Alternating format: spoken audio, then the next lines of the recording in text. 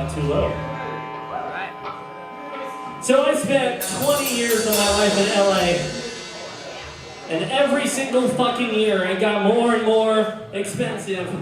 And there was more and more homeless people on the fucking streets. I wanted to help every goddamn one of them, every goddamn day. This one's about being a beach bum. It's called Curbside California.